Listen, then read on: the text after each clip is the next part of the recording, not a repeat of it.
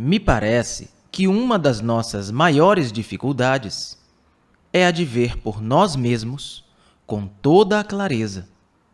Ver não só as coisas exteriores, mas também a vida interior. Quando falamos que vemos uma árvore, ou uma flor, ou uma pessoa, será que realmente estamos vendo? Ou vemos simplesmente a imagem que a palavra criou? Isto é, quando olham uma árvore ou uma nuvem, numa tarde luminosa, vocês realmente a veem não só com seus olhos e intelectualmente, porém totalmente?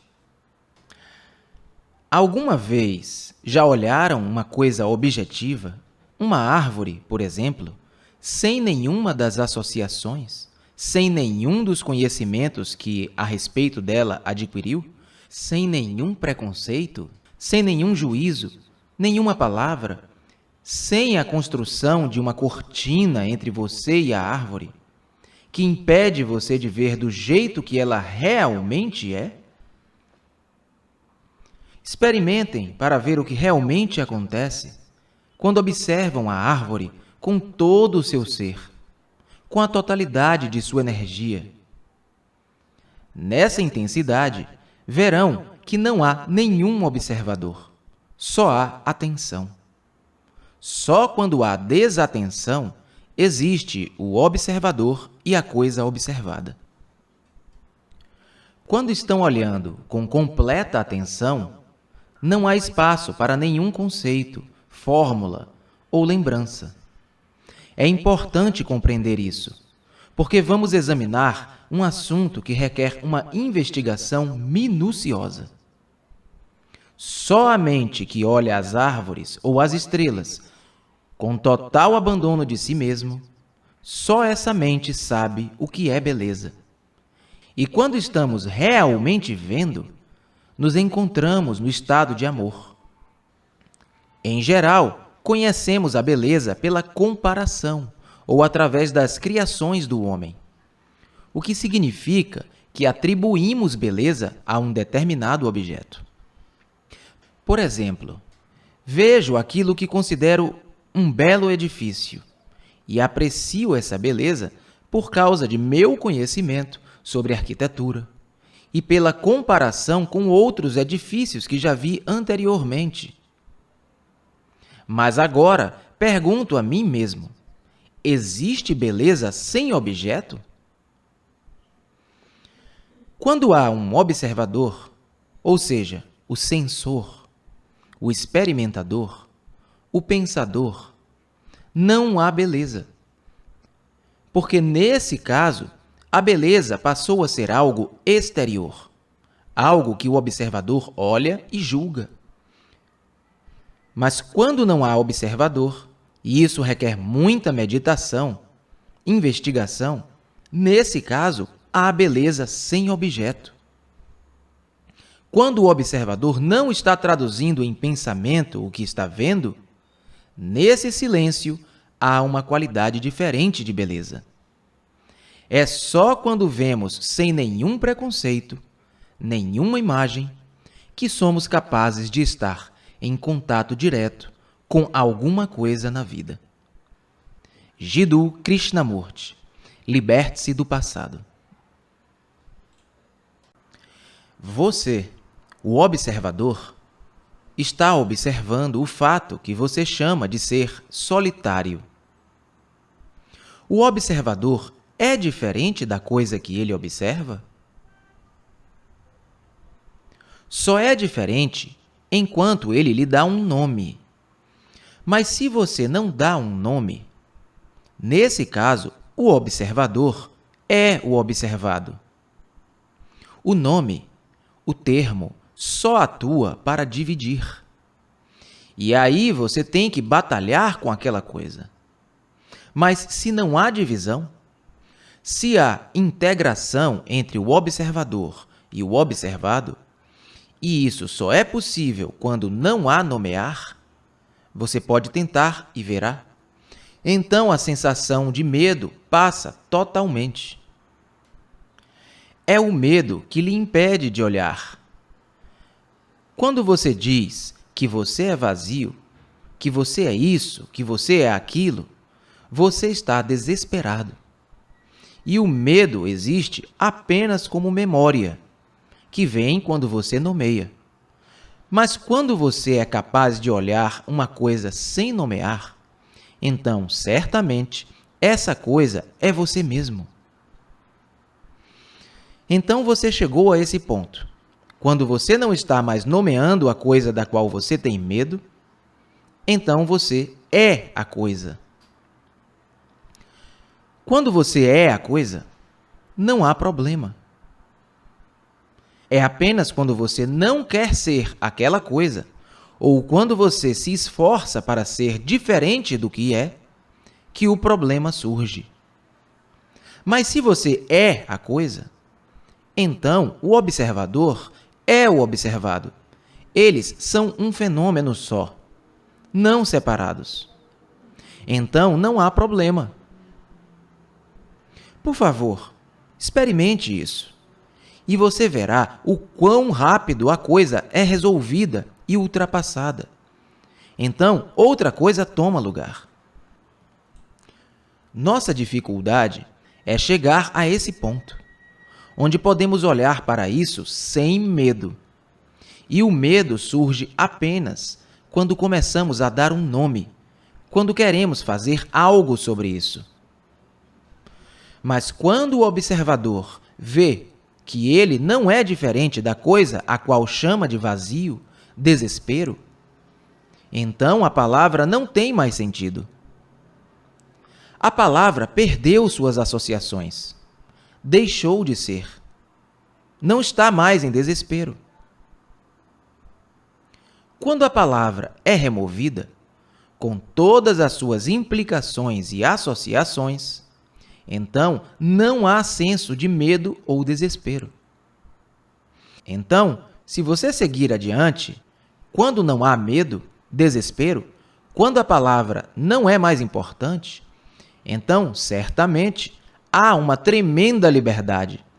E nessa liberdade há o ser criativo, que dá frescor à vida.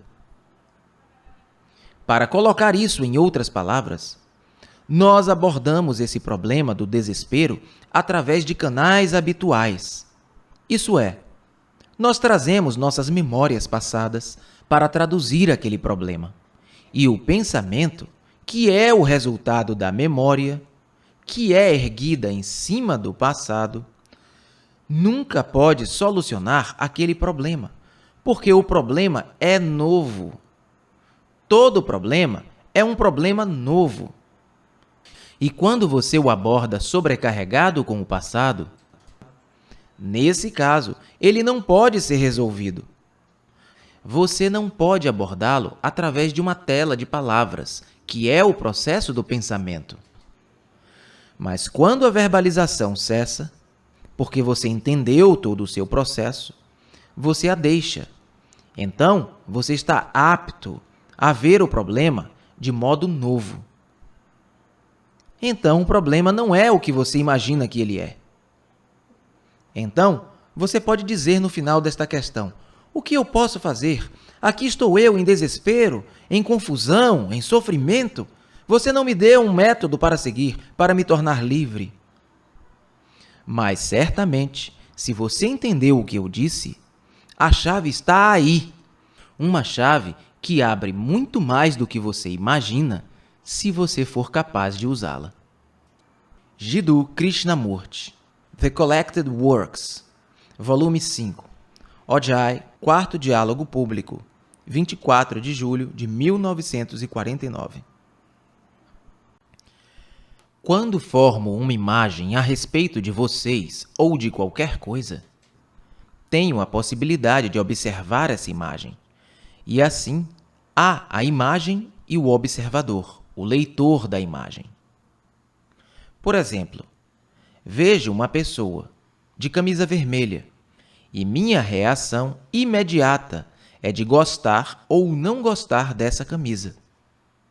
O gostar ou não gostar é resultado de minha cultura, de minha educação, minhas relações, minhas inclinações, minhas características adquiridas ou herdadas. É de dentro dos limites desse centro que eu observo e faço o meu julgamento. E assim, o observador está separado da coisa que observa. Porém, o observador está percebendo mais do que uma só imagem. Ele cria milhares de imagens. Será que o observador é diferente dessas imagens? Não será ele apenas outra imagem? Está sempre acrescentando ou diminuindo alguma coisa do que ele próprio é. Ele é uma coisa viva, a todas as horas, ocupado em pesar, comparar, julgar, modificar. Está sempre traduzindo. Ele vive no campo da consciência, que são seus próprios conhecimentos, as influências e inumeráveis avaliações.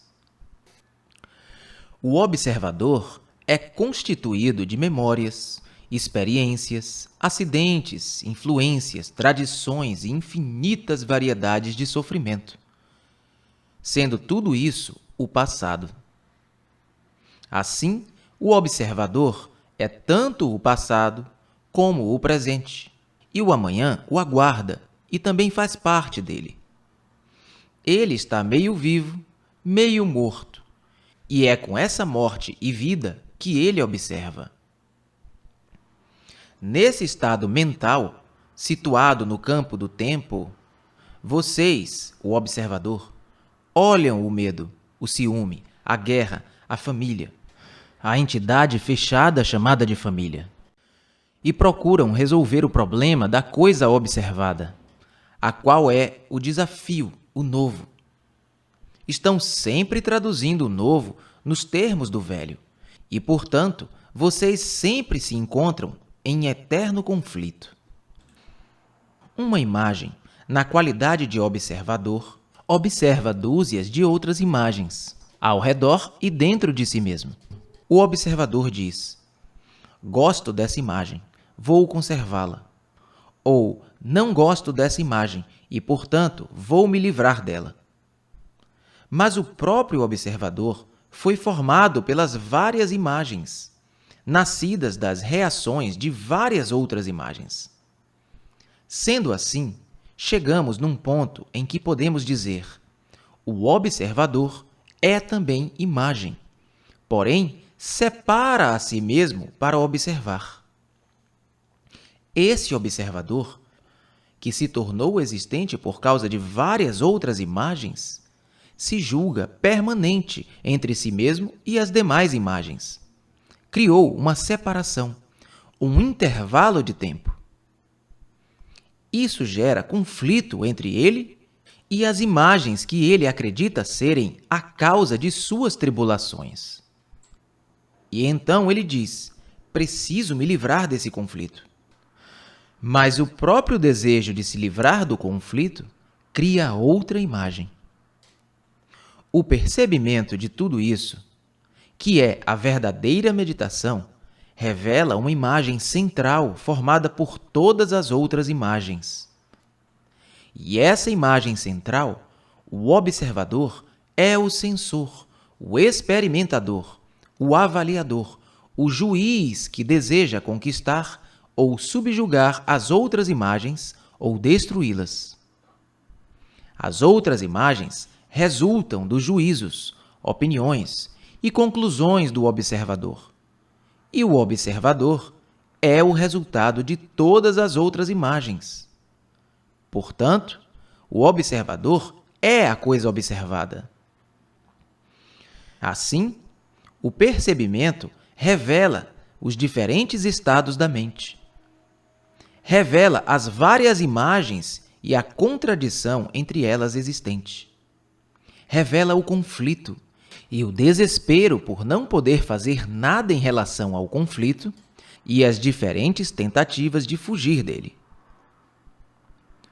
Tudo isso foi revelado por uma minuciosa vigilância hesitante, e então se percebe que o observador é a coisa observada.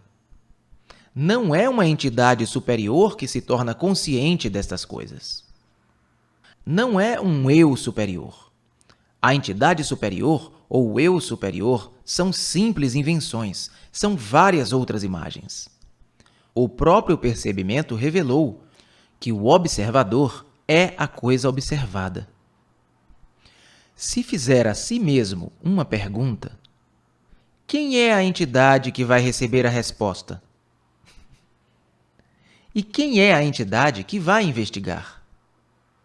Se essa entidade faz parte da consciência, se faz parte do pensamento, nesse caso, ela é incapaz de descobrir a resposta. O que pode descobrir é apenas um estado de percebimento. Mas, se nesse estado de percebimento continua existindo uma entidade que diz: preciso estar consciente, preciso praticar o percebimento, nesse caso, essa entidade ainda faz parte das várias imagens. Esse percebimento de que o observador é a coisa observada não é um processo de identificação com a coisa observada. Nos identificar com uma determinada coisa é relativamente fácil. A maioria de nós se identifica com alguma coisa, com a família, o marido, a esposa, a nação. E essa identificação nos leva a grandes aflições e grandes guerras. Estamos investigando uma coisa completamente diferente, que não devemos compreender verbalmente, porém no âmago, na raiz de nosso ser. Na China antiga, um artista, antes de começar a pintar qualquer coisa, uma árvore, por exemplo, ficava sentado diante dela durante dias, meses, anos. Não importa quanto tempo, até ele próprio ser a árvore. Ele não se identificava com a árvore, mas era a árvore.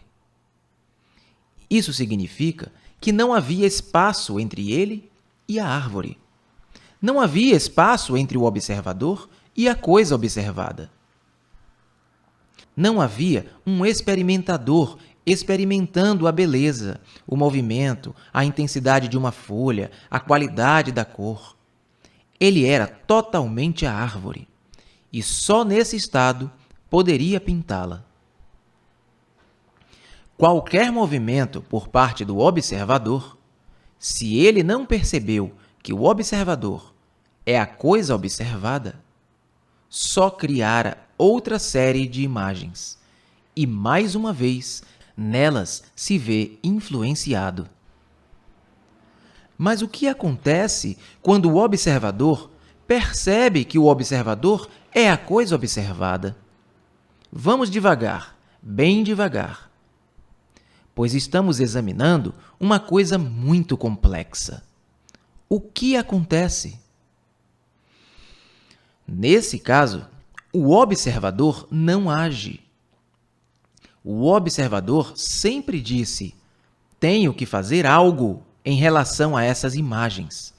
Devo recalcá-las ou dar-lhes uma forma diferente.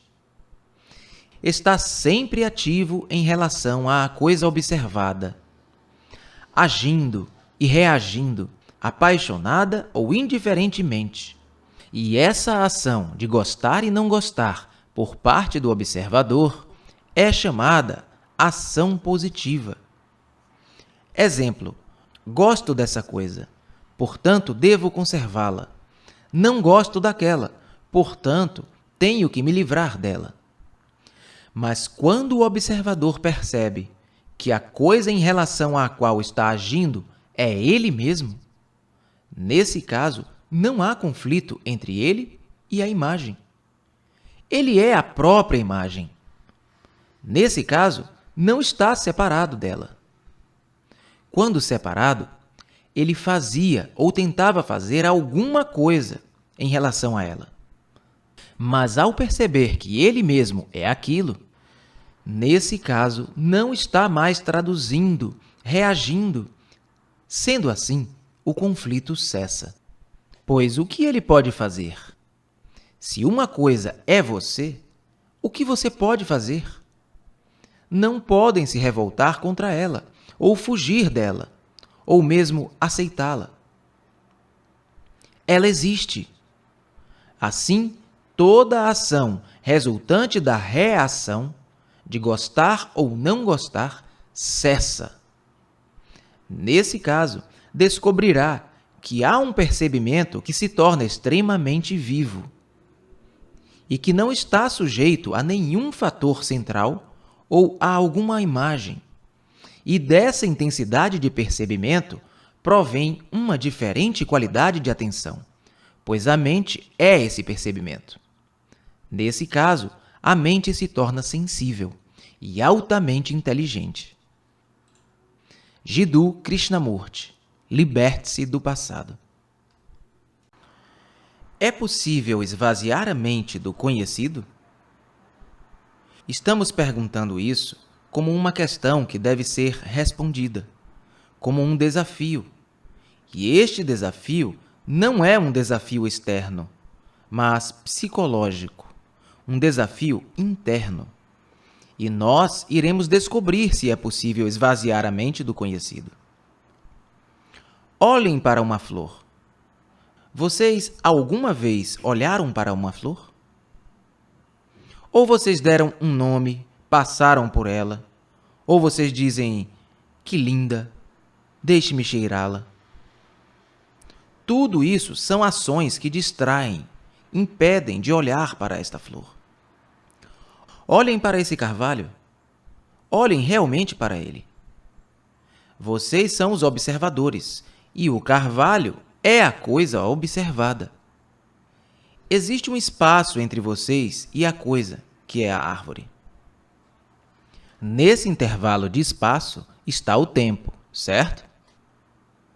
Nesse intervalo de espaço existem todos os tipos de ideias, que na realidade me impedem de ver a realidade da árvore. Quando vocês não nomearem, quando o pensamento não estiver funcionando como conhecimento sobre essa árvore, nesse caso, existirá um espaço entre vocês e a árvore? Então, se vocês examinarem muito profundamente e observarem tudo isso, então o observador é a coisa observada, que não é o observador se identificar com a árvore. O observador é a imagem que foi criada. Ele é o sensor, a entidade que julga, compara, tudo isso. E então, ele olha para o objeto, ou para a árvore, ou para a sua própria experiência, ou seu relacionamento com alguém. Então, o observador é a imagem olhando para a imagem que ele criou sobre o outro.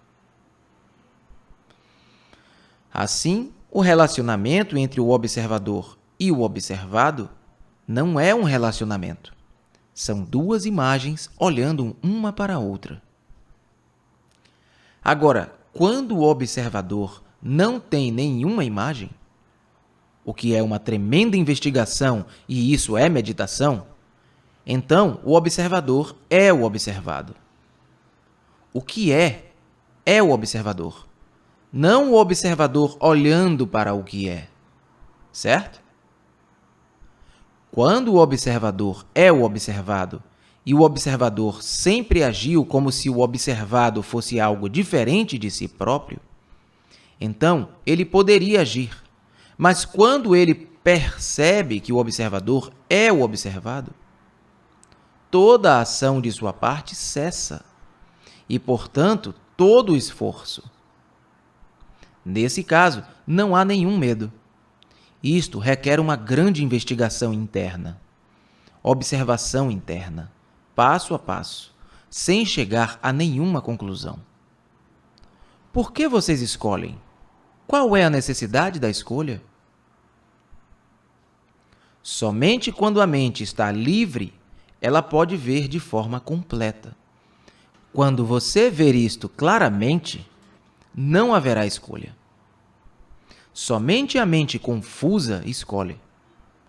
Conscientização acontece somente quando não há escolha, ou quando vocês estão conscientes de todas as escolhas conflitantes, desejos conflitantes, as pressões, simplesmente para observar todo este movimento de contradição.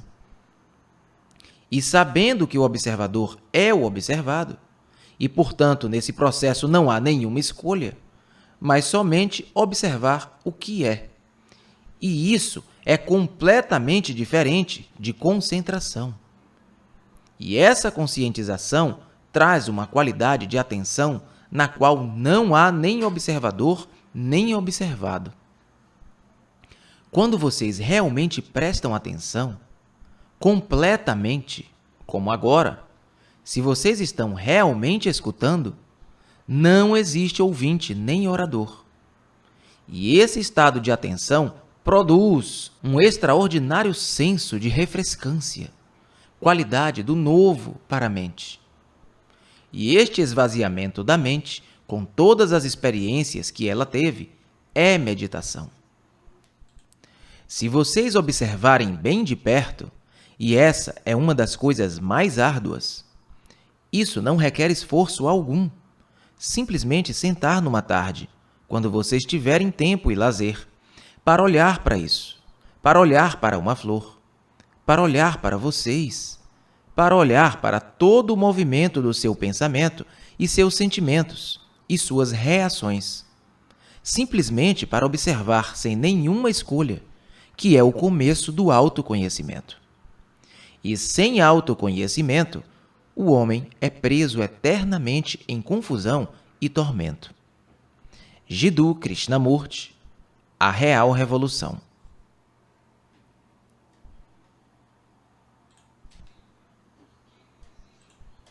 Agora, vamos descobrir juntos se é possível nos livrarmos do espaço que criamos, não só fora de nós, mas também dentro de nós mesmos. O espaço que separa as pessoas em todas as suas relações. A própria atenção que dão a um problema contém a energia que resolve o problema. Quando usam toda a atenção, quer dizer, tudo o que tem, não existe nenhum observador. Só há o estado de atenção, que é energia total.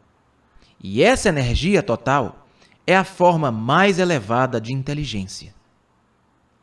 Naturalmente, esse estado da mente deve ser todo de silêncio.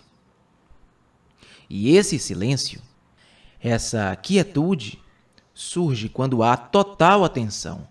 Não estou me referindo à quietude disciplinada. Esse completo silêncio em que não há observador, nem coisa observada, é a mais alta forma da mente religiosa. Mas o que acontece nesse estado não pode ser expresso em palavras, porque o que sei por meio de palavras não é o fato. Para descobrirem por si mesmos, têm que passar por esse estado.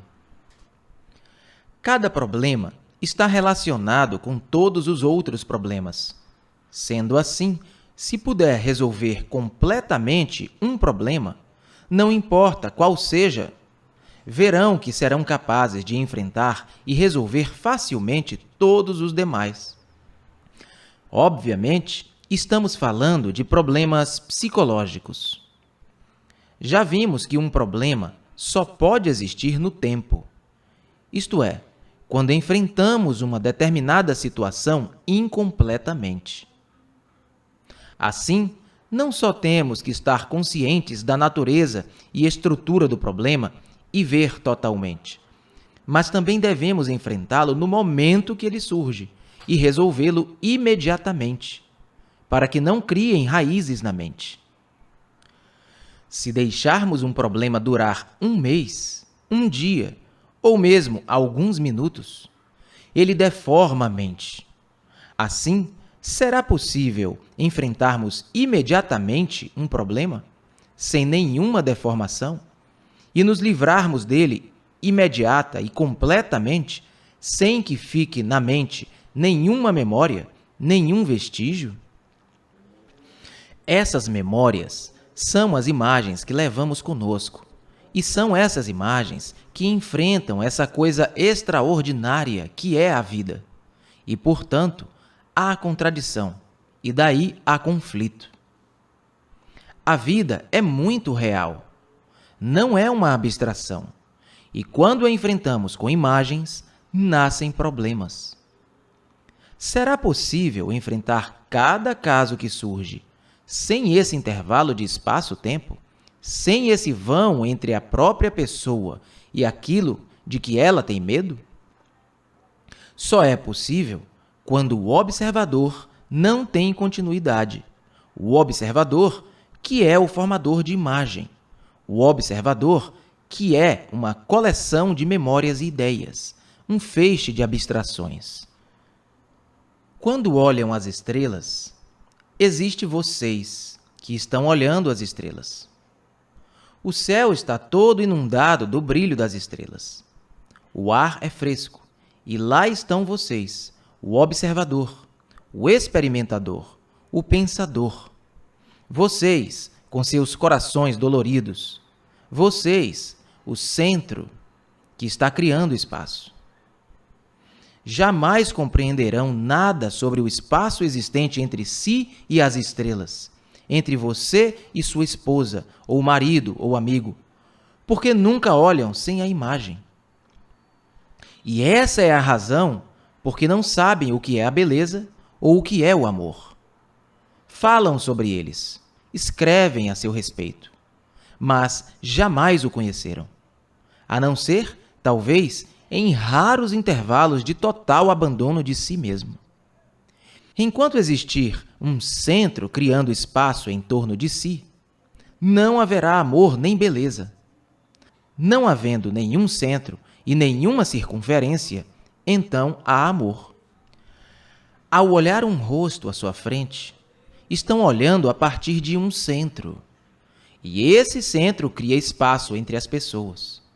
E é por isso que nossas vidas são tão vazias e insensíveis. Não podem cultivar o amor ou a beleza e tampouco podem inventar a verdade. Mas, se estiverem sempre conscientes do que estão fazendo, nesse caso poderão cultivar o percebimento. E, graças a esse percebimento, começarão a ver a natureza do prazer, do desejo, do sofrimento e a total solidão e tédio em que o homem vive. Então, começarão a descobrir aquela coisa chamada espaço. Havendo espaço entre vocês e o objeto que estão observando, saberão que não há amor. E sem o amor, por mais que se esforcem para reformar o mundo ou criar uma nova ordem social, ou por mais que discursem a respeito de melhorias, só criarão mais agonia. Portanto, tudo depende de si. E nisso não há líder, não há instrutor, não há ninguém que possa te ensinar o que deve fazer. Estão só nesse mundo insano e brutal. Jiddu Krishnamurti, liberte-se do passado. Qual a sua reação diante de um fato? A minha mente observa a solidão e foge dela. Mas se eu não fugir dela, será que há uma divisão? Uma separação? Será que há um observador observando a solidão? Ou existirá apenas um estado de solidão? Não que haja um observador que saiba que existe a solidão. Penso que é importante compreendermos isto, prontamente, sem verbalizarmos muito. Dizemos assim: sou invejoso e quero deixar de ser. Portanto, há um observador e o que é observado. O observador quer libertar-se daquilo que observa. Mas não será o observador o mesmo que o observado? Foi a própria mente que criou a inveja, e, portanto, ela não pode fazer nada acerca da inveja. Assim, a minha mente observa a solidão. O pensador tem consciência de que está só. Mas ao ficar com isso, ao estar em total contato com isso, o que significa não fugir disso, não o traduzir em coisa diferente da que é, então haverá alguma diferença entre o observador e o que é observado? Ou haverá apenas um estado, que é o da mente estar ela própria só, vazia? Não que a mente se observe a si mesma como estando vazia, mas ela própria está vazia. Então, poderá a mente, estando consciente de que ela mesma está vazia e de que qualquer que seja o seu empenho, qualquer que seja o movimento para se afastar desse vazio, é apenas uma fuga, uma dependência?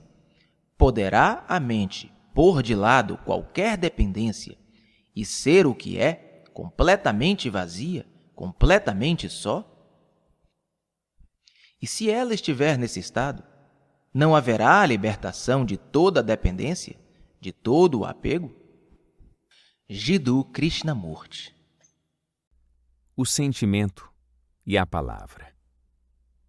Como é que surge o observador?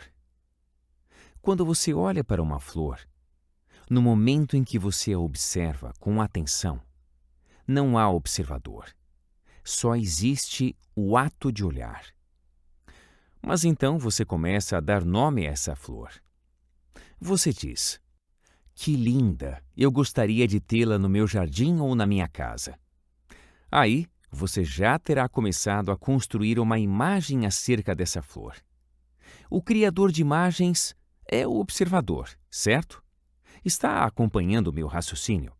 Observe-o por si mesmo, por favor. Portanto, a imagem e o criador de imagens constituem o observador. E o observador é o passado. O eu, como observador, é o passado. O eu é o conhecimento que tenho acumulado. Conhecimento da dor, do sofrimento, da agonia, do desespero, da solidão, do ciúme e da enorme ansiedade que às vezes sentimos.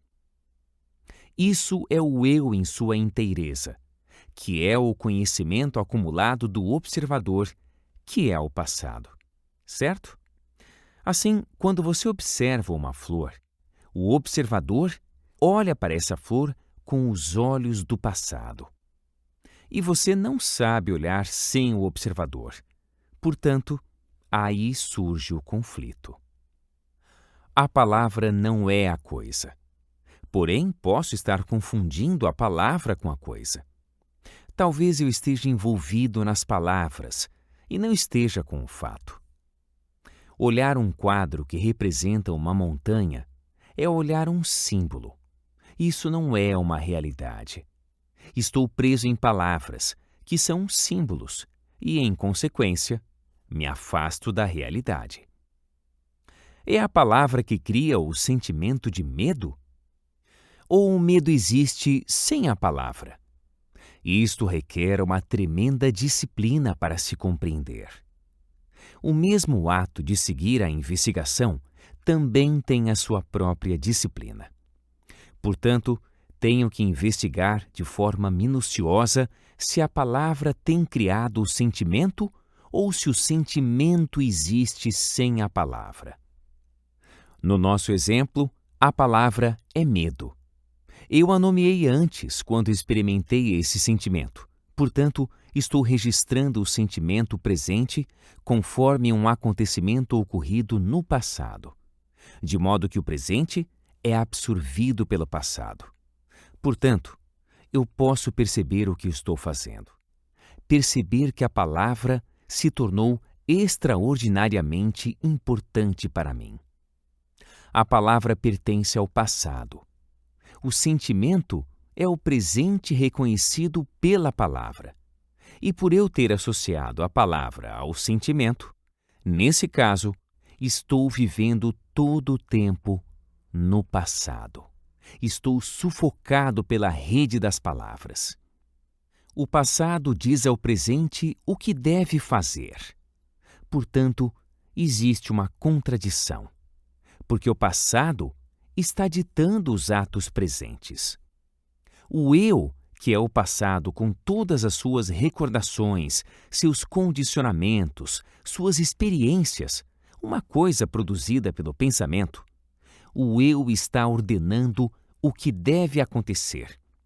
Sabendo disso, será que posso observar o fato do medo sem o passado? Será que pode haver uma observação do medo sem nomeá-lo, sem ficar preso na armadilha da palavra? É possível olhar o que é sem o eu, ou seja, sem o observador? Posso observar o medo, o sentimento e o modo como o sentimento se processa na ação sem o observador, que é o passado? Aquilo que é só pode ser observado e compreendido quando não há o eu. Vocês podem observar as cores e as formas que estão ao seu redor. Como os observam? Você observa por meio dos olhos. Observem sem mover os olhos, porque se você mover os olhos, surge no cérebro toda a operação do pensar. E no momento em que o cérebro funciona, ocorre distorção. Observem algo sem mover os olhos e vejam como o cérebro se aquieta. Nesse caso, você observa não só com os olhos, e sim com toda a sua atenção, com toda a sua afeição, com todo o seu ser. Jiddu Krishnamurti. Se o pensador não é compreendido, obviamente seu pensar é um processo de fuga. O importante, certamente, é estar consciente sem escolha, porque a escolha gera conflito. Quem escolhe está confuso, por isso escolhe. Se você não está confuso, não há escolha. Só a pessoa que está confusa escolhe o que deve fazer ou o que não deve fazer. O homem que é lúcido e simples não escolhe. A ação baseada numa ideia é, obviamente, ação de escolha. E tal ação não é libertadora. Ao contrário, ela só cria mais resistência, mais conflito, de acordo com esse pensar condicionado. Portanto, a coisa mais importante é estar consciente de momento a momento, sem acumular a experiência que a conscientização traz, porque no momento em que você acumula, você está consciente apenas de acordo com essa acumulação, de acordo com esse padrão, de acordo com essa experiência. Isto é, sua consciência está condicionada por sua acumulação, e assim não há mais observação, mas simplesmente interpretação. Onde existe interpretação, existe escolha, e isso gera conflito, e no conflito não pode haver compreensão. Pensamento e pensador são apenas um, mas é o pensamento que cria o pensador, e sem pensamento não há pensador. Então a pessoa tem que estar consciente do processo de condicionamento, que é pensamento. E quando há consciência desse processo sem escolha, quando não há sentido de resistência, quando não há condenação nem justificação do que é observado, então vemos que a mente é o centro do conflito. Quando compreendo a mente e os caminhos da mente, compreendo o consciente, bem como o inconsciente. Observando os sonhos, cada palavra que se diz, cada processo de pensamento e ação, a mente se torna extraordinariamente quieta. E essa tranquilidade da mente é o início da sabedoria. A sabedoria não pode ser comprada, não pode ser aprendida. Ela surge apenas quando a mente está quieta, completamente imóvel. Não imobilizada pela compulsão, coerção ou disciplina.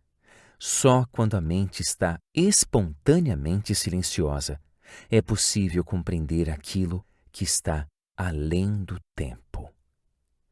Jiddu Krishnamurti. O conflito criado pela comparação.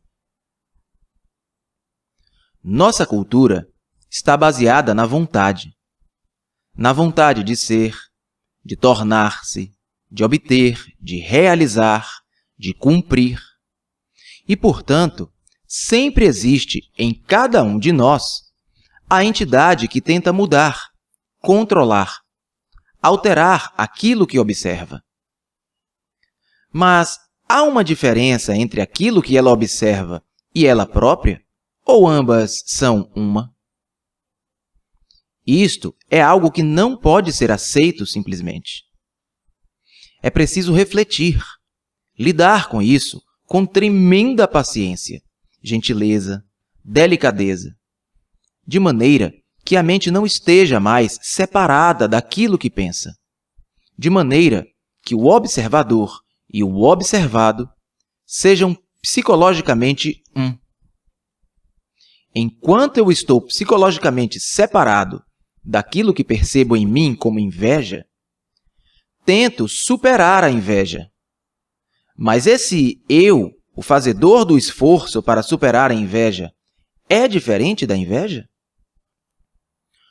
Ou eles são ambos o mesmo, só que o eu se separou da inveja para poder superá-la porque sente que ela é dolorosa e por várias outras razões, mas essa própria separação é a causa da inveja? Talvez você não esteja acostumado com essa maneira de pensar e ela seja um pouco abstrata demais. Mas uma mente que é invejosa nunca fica tranquila, porque está sempre comparando, sempre tentando se tornar algo que não é. E se a gente se debruçar neste problema da inveja, radicalmente, profundamente, chegaremos inevitavelmente a isso. Se a entidade que deseja se livrar da inveja não é a própria inveja,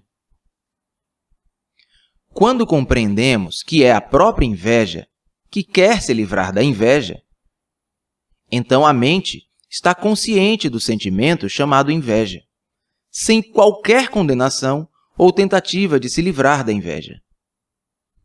Disso surge o problema. Existe sentimento se não há verbalização? Porque a própria palavra inveja é condenatória, não é? Estou dizendo coisas demais de uma vez só? Há sentimento de inveja se eu não nomeio esse sentimento? Pelo próprio nomear, não estou mantendo esse sentimento? O sentimento e o nomear são quase simultâneos, não são? E é possível separá-los de maneira que só haja um senso de reação sem nomear? Se você entrar realmente nisso, descobrirá que quando não existe o nomear desse sentimento, a inveja cessa totalmente. Não apenas a inveja que você sente porque alguém é mais belo ou tem um carro melhor. E toda essa coisa estúpida, mas toda a tremenda profundidade da inveja, a raiz da inveja. Todos nós somos invejosos. Não há um que não o seja à sua maneira. Mas a inveja não é só a coisa superficial. Ela é todo o senso de comparação que vai muito fundo e ocupa tão amplamente as nossas mentes. E para estar radicalmente livres da inveja, não pode haver nenhum sensor, nenhum observador da inveja tentando se livrar da inveja. Vamos entrar nisso em outro momento.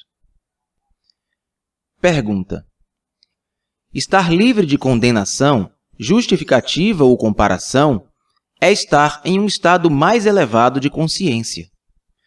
Eu não estou nesse estado, então como vou fazer para chegar lá? Krishnamurti. Você vê, a própria questão, como vou fazer para chegar lá, é invejosa. Risadas. Não, senhores, por favor, prestem atenção. Vocês querem obter alguma coisa. E então vocês têm métodos, disciplinas, religiões, igrejas e toda essa superestrutura que está baseada na inveja, na comparação, na justificativa, na condenação. A nossa cultura está baseada nessa divisão hierárquica entre aqueles que têm mais e aqueles que têm menos. Aqueles que sabem e aqueles que não sabem.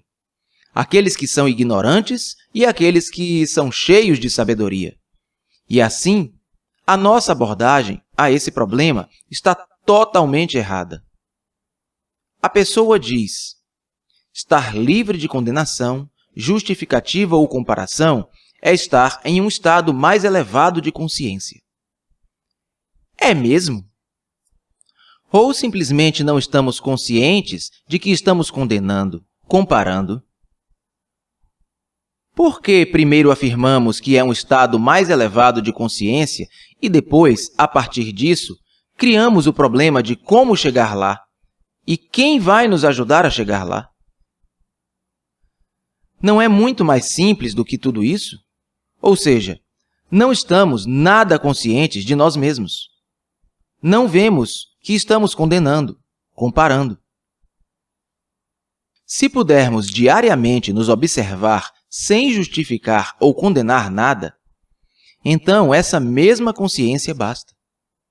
Estamos sempre dizendo: este livro não é tão bom quanto o outro. Ou, este homem é melhor do que aquele. E assim por diante. Há este constante processo de comparação. E pensamos que, pela comparação, compreendemos. Compreendemos? Ou a compreensão só vem quando não estamos comparando, mas sim prestando realmente atenção? Há comparação quando você olha atentamente para algo? Quando você está totalmente atento, não tem tempo de comparar, tem? No momento em que você compara, a sua atenção se desviou para alguma outra coisa. Quando você diz: este pôr do sol não é tão bonito quanto o de ontem. Nesse caso, não está realmente olhando o pôr do sol. A sua mente já se desviou para a memória de ontem. Mas se você puder olhar para ele completamente, totalmente, com toda a sua atenção, então certamente a comparação cessará. Assim, o problema não é como conseguir algo, mas indagar porque não estamos atentos. Não estamos atentos, obviamente, porque não estamos interessados. Não diga: e como vou ficar interessado? Isto é irrelevante, não é a questão. Por que você deveria se interessar? Se você não está interessado em ouvir o que está sendo dito, por que se incomodar com isso? Mas você está incomodado, porque a sua vida é cheia de inveja, sofrimento. E você quer encontrar uma resposta. Você quer encontrar um sentido. Se você quer encontrar um sentido, dê atenção plena. A dificuldade é que não somos sérios a respeito de nada. Sérios no sentido correto da palavra. Quando você dá plena atenção a algo, você não está tentando tirar nada desse algo, está? Nesse momento de atenção plena, não há nenhuma entidade que tenta mudar, modificar ou tornar-se alguma coisa. Não há nenhum self. No momento de atenção, o self, o eu, está ausente. E esse momento de atenção é que é bom, que é amor. Jiddu Krishnamurti, Ojai, Califórnia, 1955. A busca pelo ideal e a percepção do real. O conflito surge quando há dualidade.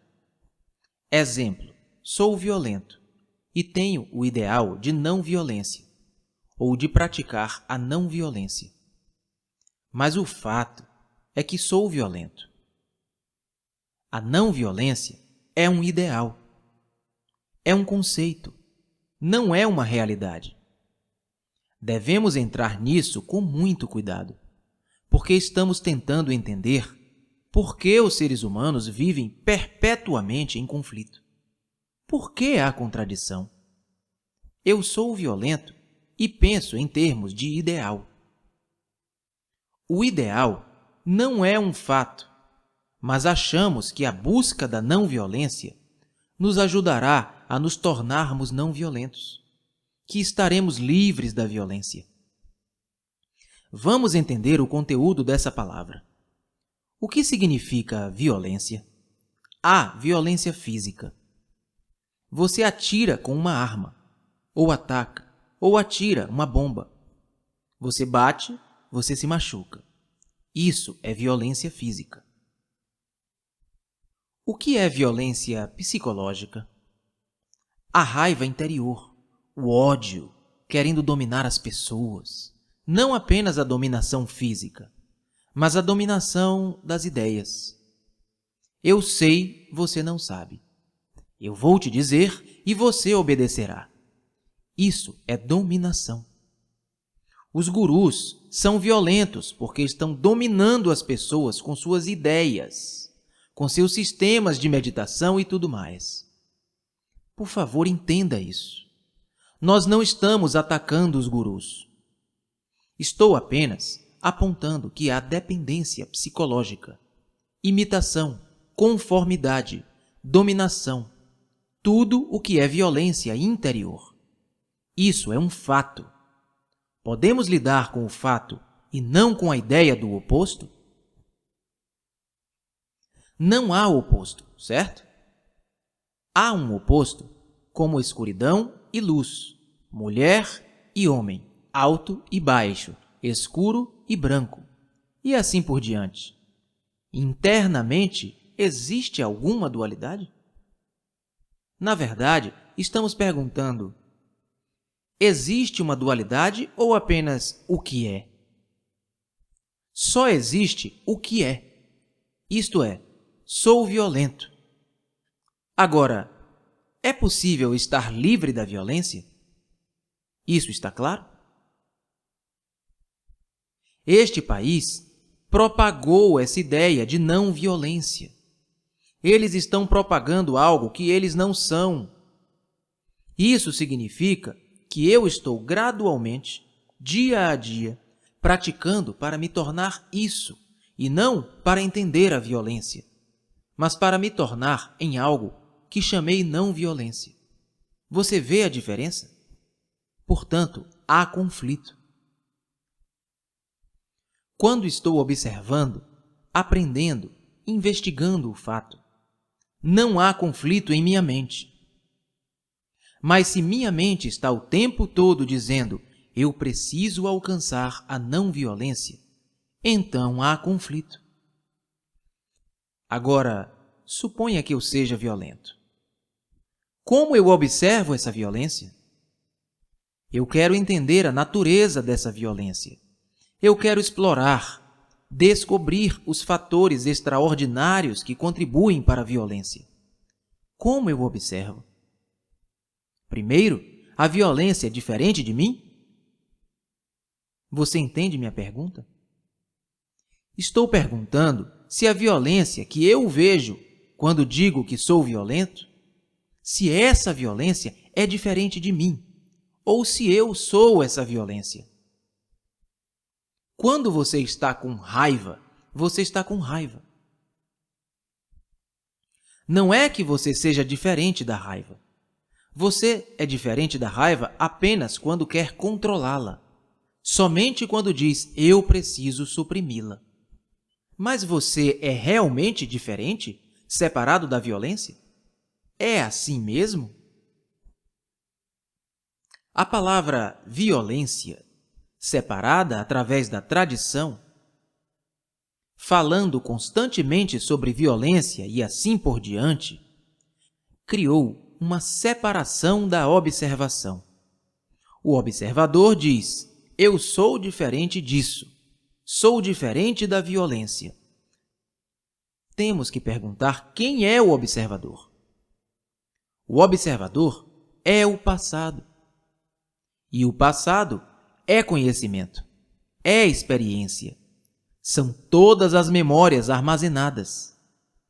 Essas memórias, essas várias formas de conhecimento e o movimento de tudo isso são o passado.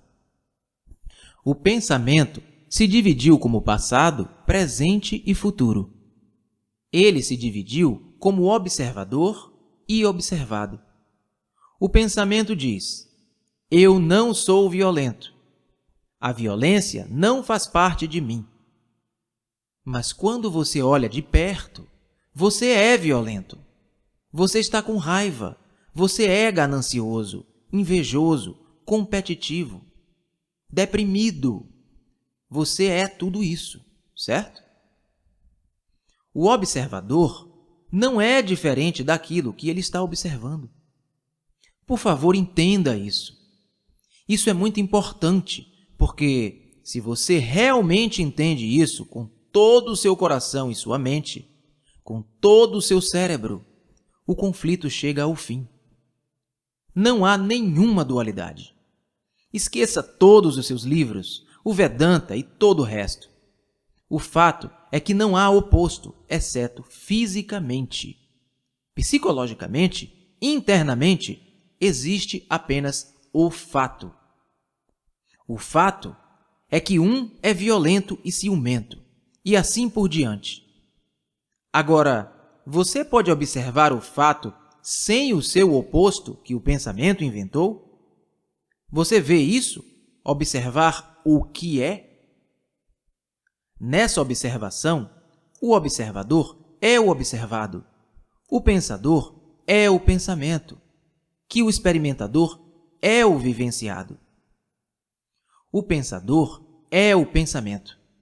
Não há pensador sem pensamento. O observador é o observado. O analisador é aquilo que ele está analisando.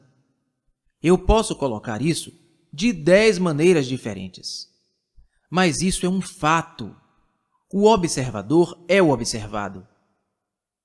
Portanto, você elimina completamente o senso de dualidade interiormente. Então não há questão de suprimi-lo, escapar dele, analisá-lo. Está lá. Então, o que acontece? O que acontece quando há realmente a percepção dessa verdade de que existe apenas o fato, não o oposto inventado, só o que é, em que não há divisão como observador ou observado? Então, o que acontece? Você entende minha pergunta? Tudo isso não está separado de você. Então, o que acontece quando esse fato, essa verdade, é contemplada não intelectualmente, não verbalmente, mas no fundo como fato, como verdade? Nesse caso, você eliminou completamente o oposto. Existe apenas isso. E assim, viver com isso como uma joia preciosa que você descobriu. Você está assistindo, vendo a beleza daquela joia, a luz, os muitos aspectos dela, que é parte de você mesmo. Portanto, a observação é extraordinariamente importante para que não haja nenhuma divisão entre o observador e o que é observado. Então você percebe que nada pode ser feito sobre isso. O fato é que, quando existe tal observação, não é a palavra, não é a memória, é algo totalmente novo. Você está enfrentando essa nova reação, que você chama de violência, de forma nova. Isso significa que você observou algo novo. Observou como se fosse pela primeira vez, sem a interferência do conhecido. Observar requer grande investigação, energia, vitalidade para ver realmente o que é. Jiddu Krishnamurti, Palestras em Nova Delhi. Segunda palestra, 31 de outubro de 1982. O processo formador de imagens. O que é essa imagem? Como ela se forma? E o que é que a sustenta? Ora, o mecanismo formador de imagem é a desatenção. Compreendem, senhores? Por exemplo, quando me insultam, reajo. E essa reação que cria a imagem. A reação acontece por não haver atenção. Entende? Se não presto completa atenção ao seu insulto, essa falta de atenção cria a imagem. Se me chamam de idiota, eu reajo, porque não estou completamente atento ao que estão dizendo. Nesse caso, a imagem se forma. Mas quando estou completamente atento ao que dizem, nesse caso, nenhuma imagem se forma. Se vocês me insultam, se ouço de maneira completa, com atenção completa, isso significa prestar atenção sem identificação, sem nenhuma escolha. Nesse caso, não há a formação de imagens. Afinal, formar imagens é uma maneira de evitar sermos ofendidos. Assim, quando alguém te elogiar ou insultar, prestem atenção completa nesse momento. E então, vão ver que nenhuma imagem ficará. E, portanto, não haverá separação entre o observador e a coisa observada. Exemplo: se você me insulta e eu não estou atento, na próxima ocasião em que me encontrar contigo, não te vejo como meu amigo. O insulto deixou sua marca imprimida na memória. Se me elogiar, o elogio também deixa marca. E o me encontrar contigo, no caso dos elogios, te considero como meu amigo. Isto é, qualquer impressão que se produz na mente forma uma imagem. E nós estamos dizendo que, quando a mente está cheia de imagens, ela não é livre. Portanto, vão viver em conflito. As relações entre os seres humanos se baseiam no mecanismo defensivo, formador de imagens. Em todas as relações, cada um de nós forma uma imagem a respeito dos outros, e as duas imagens ficam em relação, e não os próprios entes humanos. A esposa tem uma imagem do marido, talvez inconsciente, e o marido tem uma imagem da esposa.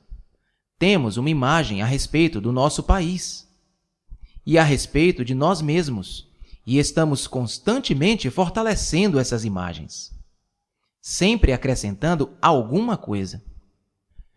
A verdadeira relação entre dois ou vários seres humanos acaba completamente quando há a formação de imagens.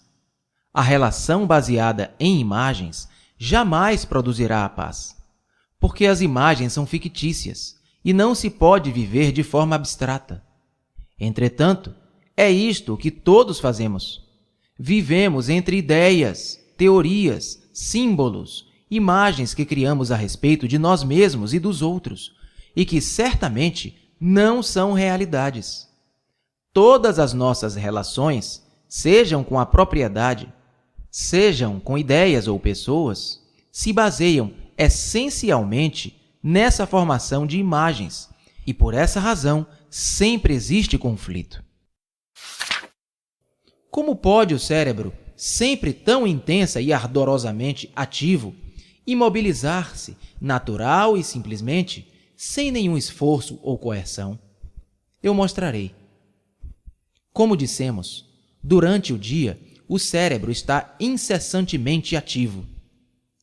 Se ao despertar e olhar pela janela, exclamais: "Oh, que chuva!" ou "Que dia maravilhoso, mas quente demais!", nesse caso, está acionando o movimento do cérebro. Assim, no momento de olhar pela janela, não diga para si mesmo uma só palavra.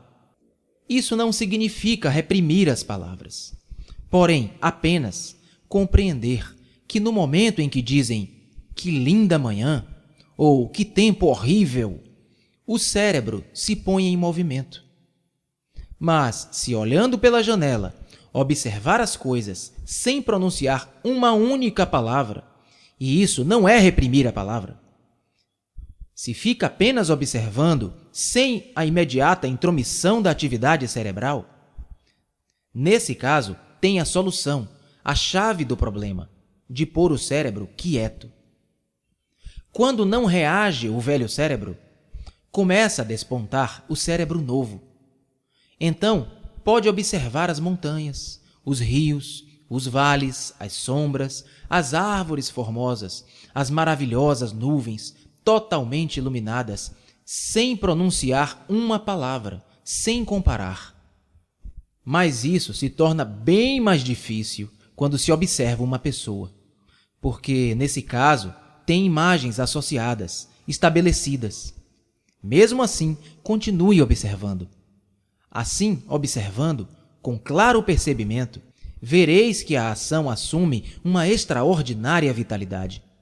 É a ação completa, que nunca é levada para o próximo minuto. Compreende? Todos nós temos problemas, profundos ou superficiais, insônias, brigas com a mulher, problemas que vamos levando de dia para dia. Os sonhos são a repetição desses mesmos problemas, a interminável repetição do medo e do prazer. Isso, de certo, entorpece a mente e embota o cérebro. Ora, é possível pôr fim a cada problema no momento de surgir? Não levá-lo para diante? Exemplo: alguém me insulta, me chama de idiota. Instantaneamente, o velho cérebro reage, dizendo: idiota é você! Se antes de o cérebro reagir, me torno perfeitamente consciente do que foi dito, uma coisa desagradável, abro um intervalo, de modo que o cérebro não pode logo precipitar-se para a arena. Assim, se durante o dia observar em seus atos o movimento do pensamento, perceberá que ele está criando problemas, e que problemas são coisas incompletas e, portanto, têm de ser levados para adiante. Mas, se observar o cérebro realmente quieto, verá que a ação é completa, instantânea. Não se leva para diante o problema. Não se leva para diante o insulto, o elogio. É coisa acabada.